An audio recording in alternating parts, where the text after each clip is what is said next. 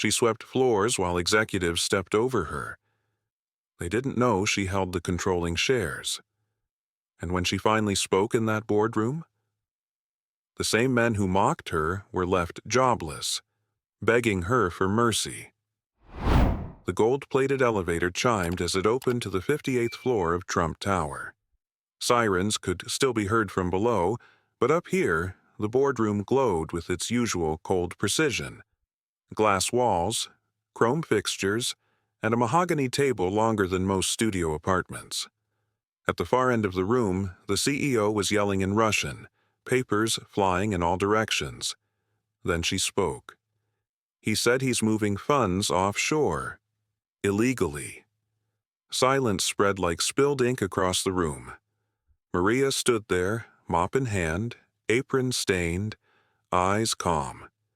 She wasn't supposed to be here. Not like this. 4 days earlier.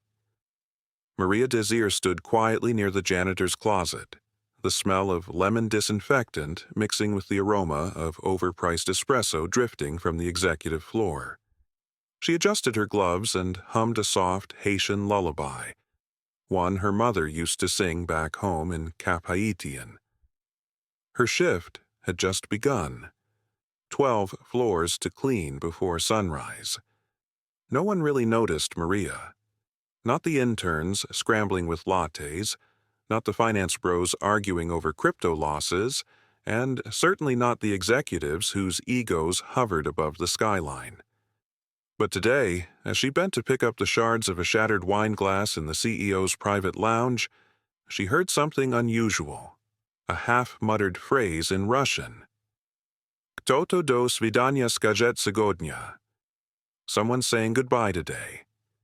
She froze. Her fingers tightened around the broom. Most people would have ignored it. But Maria wasn't most people. Years ago, in another life, Maria had been a high school language teacher in Port-au-Prince. She spoke Creole, French, English, and had spent her college years learning Russian. That life, full of books, blackboards, and dreams, had ended with a coup that sent her fleeing with nothing but her daughter and a passport. Now she mopped floors in silence, while men like Richard Hollingsworth, CEO of Hollingsworth Financial, barked orders from leather chairs. She was invisible to them. Until she wasn't. She tucked the memory of that Russian phrase deep in her mind as she made her way through the tower's glittering halls. Her eyes drifted toward a photo on the hallway wall. Richard Hollingsworth shaking hands with world leaders, grinning that smug grin.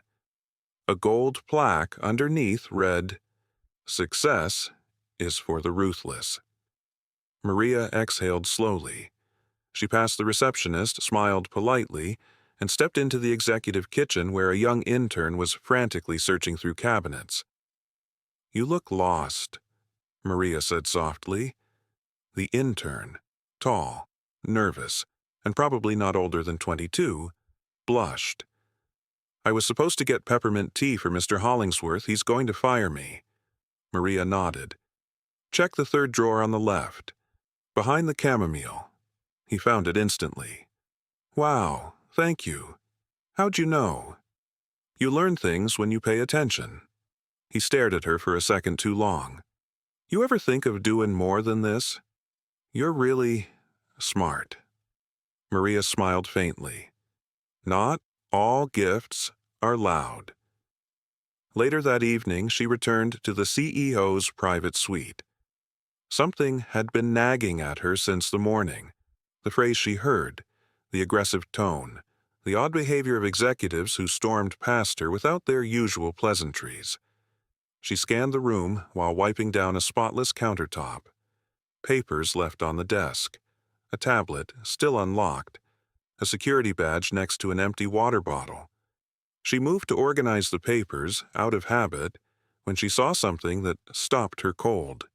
A contract, written in English, annotated in Russian. She could read every word. And what it said could ruin Richard Hollingsworth. In the cafeteria that night, Maria stood in line holding her tray of soup and bread. A security guard tapped her shoulder. "Sorry, this line's for staff. You have to eat downstairs with maintenance." Maria's jaw clenched, but she said nothing. She turned and walked away, her stomach empty, her pride quietly screaming. By midnight, she sat on the subway platform, that folder replaying in her mind. She thought about her daughter, Jasmine, now in her second year at City College. She thought about the rent due in 3 days, the whispered jokes from other cleaners about her being too quiet to be trusted. She thought about Hollingsworth's voice snapping in Russian and the intern's panic. If she stayed quiet, nothing would change. But if she spoke up... She pulled her coat tighter. The night wind clawed at her skin. From her purse, she removed a small notebook, its pages covered in Russian phrases and her own handwritten translations. She flipped to a dog-eared page. Kto-to do svidania skajet segodnya. Someone saying goodbye today. Maria stared into the distance. Then she closed the book. She had made her decision. The next day, she didn't head for the janitor closet. She took the service elevator to the 58th floor and waited outside the boardroom. Tucked inside her coat pocket was an old-school ID badge. Faded, cracked, still bearing her name, Maria Desir, language professor. When the doors finally opened and chaos unfolded, she walked in like she belonged there. The CEO barked in Russian, the executives panicked. And Maria? She stepped forward, mop in hand. "He said he's moving funds offshore. Illegally," she repeated in perfect Russian. They all turned to stare.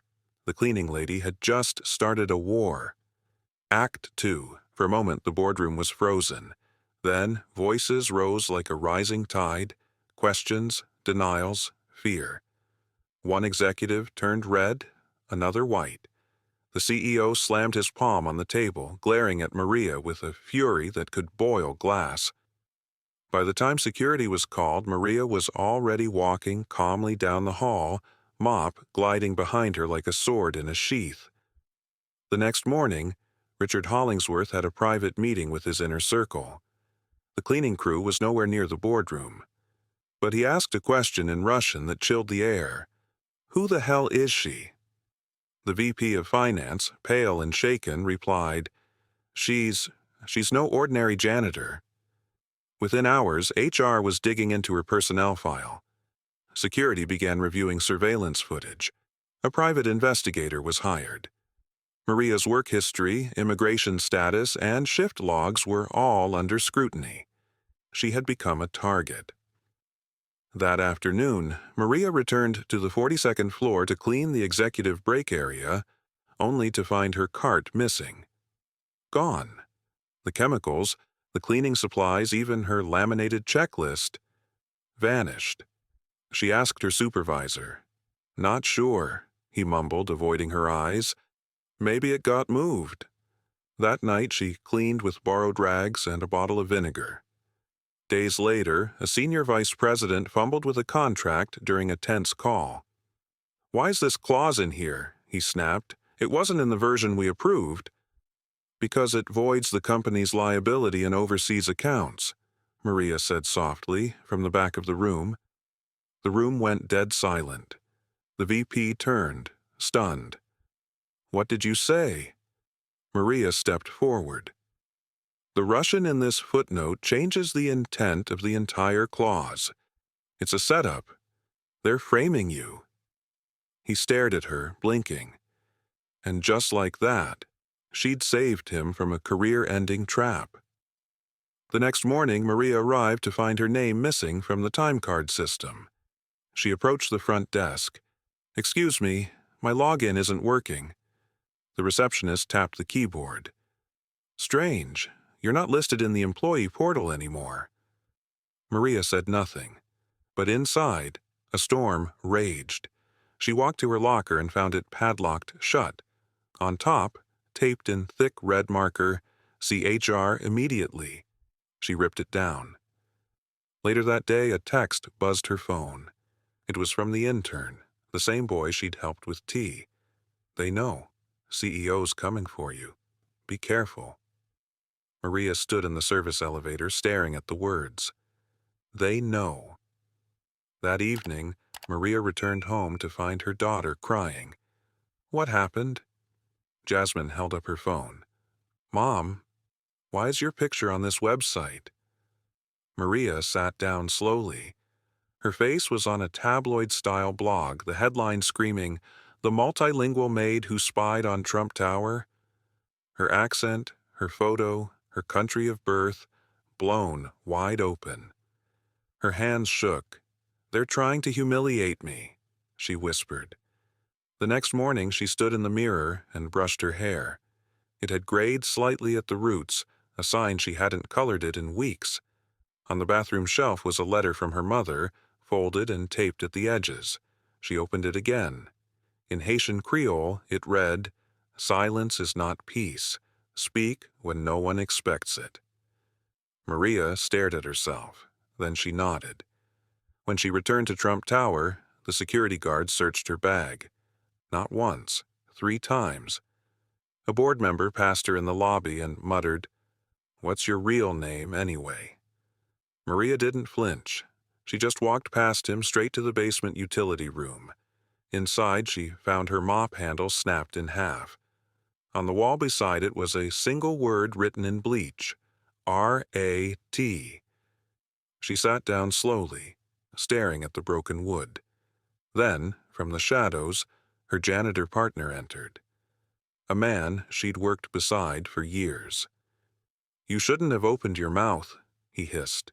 "You think they'll protect you? They'll erase you?" He walked out without another word. She picked up the broken mop, eyes steady. They could break the stick, but not the hand that held it. That night, her daughter ran to her in a panic. "Mom, there's this article. You have to see this." On Jasmine's phone was a blog post titled, "Hollingsworth CEO Linked to Foreign Money Laundering." The image at the top showed Richard Hollingsworth shaking hands with a shadowy figure, one Maria recognized from the Russian annotations in that contract. "Where did this come from?" Maria whispered. "It just got posted. A whistleblower, maybe." Maria stared at the screen. The fire had started, and she wasn't the only spark. She stood on the rooftop of her apartment building that night, watching the city glow beneath her. The skyline looked different now. Not bigger, not scarier, just human. The next morning, she walked through Trump Tower like a ghost. No name badge, no time card. She wasn't even supposed to be on the premises. But she didn't stop. She made her way to the executive floor, silent as a secret. In her coat pocket, a printed copy of that incriminating contract, highlighted, translated, signed. She wasn't just ready to speak. She was ready to confront. Maria stood at the threshold of the boardroom holding her daughter's hand. Jasmine squeezed back, whispering, "No matter what they say, I see you." Maria stepped into the room alone. The board members barely looked up until she pressed play. A recording began to echo through the room. Richard Hollingsworth's voice, calm and damning, negotiating terms of offshoring illegal funds in Russian. Gasps. Chairs scraped. One man stood. Maria met their eyes. "You've ignored me long enough." "I'm undocumented," she said clearly. "I am not ashamed." She watched their faces contort, some in horror, others in embarrassment. "But I am also an educator, a linguist, and someone who understands contracts better than the man who signed them." She turned to Hollingsworth. "And I know exactly what you said, word for word." Maria spoke in Russian, then English, then French, translating each section of the contract with calm precision. She explained the tax loopholes, the offshore accounts, the false beneficiaries. Every board member leaned in as if hypnotized. Finally, she turned to Richard. "In your words, she's just a cleaner. she'll never understand. The boardroom fell silent. Then came the twist. A gasp broke the silence. The intern, the same one Maria had once helped, stood at the door with his phone. "I recorded him threatening her," he said, "and I sent it to the SEC." The room exploded in motion. Richard lunged. Security stopped him. Board members backed away. Sirens could be heard again in the distance. Richard Hollingsworth was arrested on the spot. Federal agents led him out of the tower in cuffs. And Maria, she didn't smile. She simply breathed. Weeks later, changes rippled through the company. Cleaning staff were invited to company meetings. Policies were rewritten. Training sessions were translated into 3 languages. The janitors, once invisible, now had a voice. As Maria walked through the halls on her final day, a board member passed her and whispered, "Thank you for reminding us who matters." She paused, nodded, and continued. Outside, the air was sharp and bright. She stepped out into the morning sun, the city alive with movement. A new worker opened the door for her, the same guard who once turned her away. She nodded. "Thank you." From across the street, a news crew watched but didn't approach. Maria didn't stop. She had places to be. Later that year, a new mentorship program was created inside Hollingsworth Financial for immigrant women. Maria didn't return. She didn't need to. Back in her home, a mop leaned quietly in the corner. Beside it, a framed award read, "She cleaned floors but uncovered empires." A letter sat unopened on her desk. "Dear Maria, we would like to invite you to consult with our international legal team on cross-language investigations. Sincerely, Langston, Quinn and Shaw, Law Group, NYC. She cleaned floors but uncovered empires. They should have known. Nothing stays hidden forever.